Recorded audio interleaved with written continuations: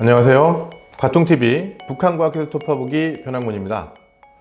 지난 영상에서 세계 지식재산기구 와이포에 등록된 북한 특허 현황과 능동형 전기보일러 무니켈 주철 용접봉에 대해서 알아봤습니다. 오늘은 이어서 좀 더 살펴보겠습니다.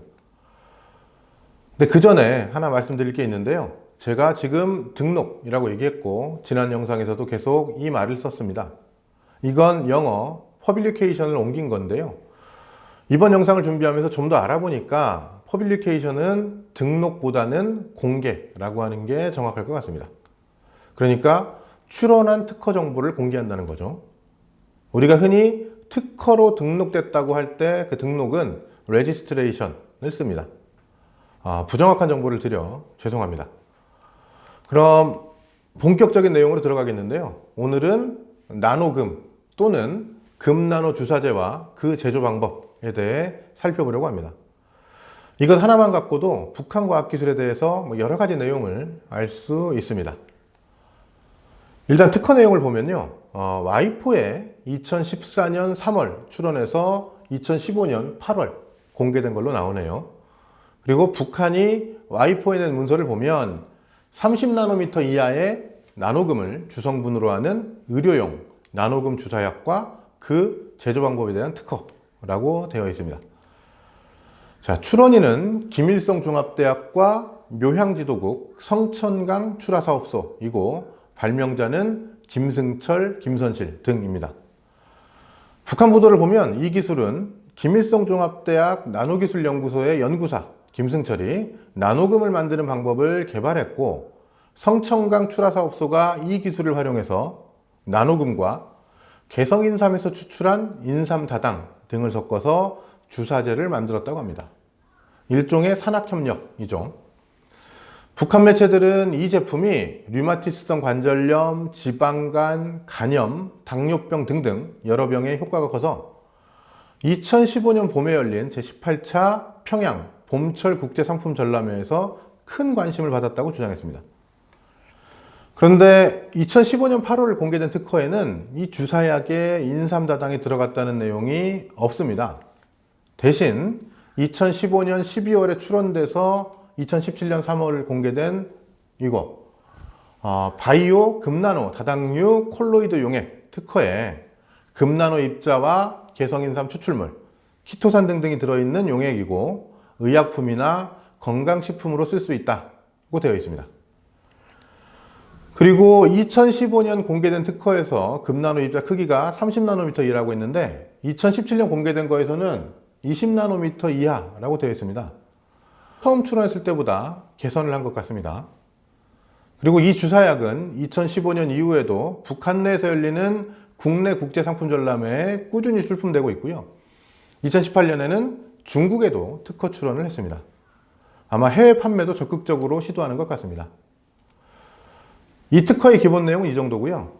이제 이 제품의 발명기관, 발명자를 보겠습니다. 아까 발명자로 김승철, 김선실을 언급했는데요.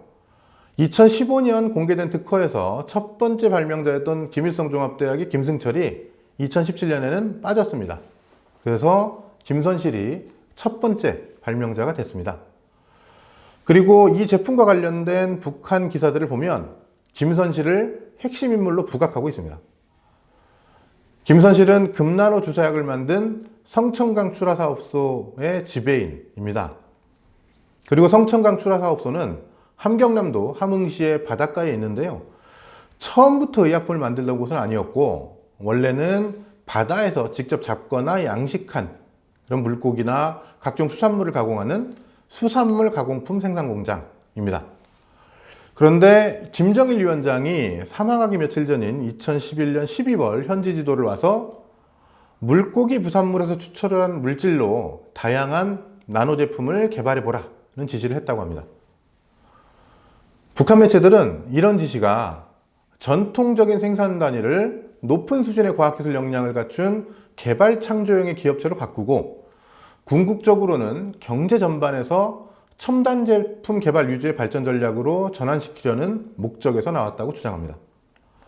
즉, 나노금다당 주사약 개발은 북한이 김정일 위원장 집권 말기부터 강조하기 시작한 최신 과학기술에 기초한 지식경제로 전환의 일환에서 진행된 거라고 할 수 있습니다.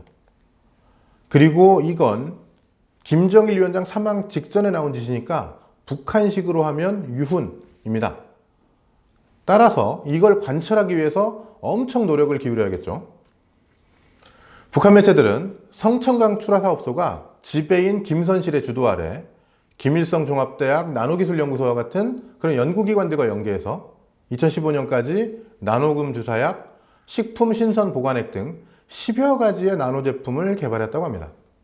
또 이런 제품들을 개발한 뒤에도 품질 개선을 계속 시도해서 2015년 12월에 출원한 나노금 특허가 나왔고, 평양 분석기술교류사와 연계해서 초고주파 멸균기를 개발하고 주사약 생산 공정에 도입했다고 합니다. 이 멸균기는 멸균 시간이 수십 초에 불과해서 기존 멸균 방법보다 전기를 훨씬 덜 쓰고, 멸균 과정에서 주사약의 유효 성분이 파괴되지 않아서 경제적 이익도 크고, 기존 멸균 방법을 쓸 때 나타났던 주사약의 변색이나 앙금도 생기지 않고 보관기일도 몇 배 길어졌다고 주장합니다. 그래서 이 멸균기는 2018년 첨단 기술 제품으로 등록됐다고 하네요. 그리고 이 모든 과정을 주도했다는 지배인 김선실은 이 회사가 수십 년 전 건물도 없이 종업원 6명으로 출발했을 때부터 회사를 이끌어서 지금 종업원 수백 명 규모로 키웠고, 이 과정에서 전공자가 아닌데도 새로운 부두건설 공법을 개발해서 회사가 이용할 부두에 적용하고 특허로 등록했다고 합니다. 그리고 2010년대에는 앞서 말씀드린 대로 나노 기술을 이용한 다양한 첨단 제품 개발에도 성공했다는 거죠. 그래서 김선실은 이런 공을 인정받아서 작년 11월 중앙사회주의 애국 공로자로 선정됐다고 합니다. 그리고 그는 물론이고 그와 함께 다양한 나노의약품을 연구 개발한 사업소 종업원들이 약학 석사학위를 받았다고 합니다.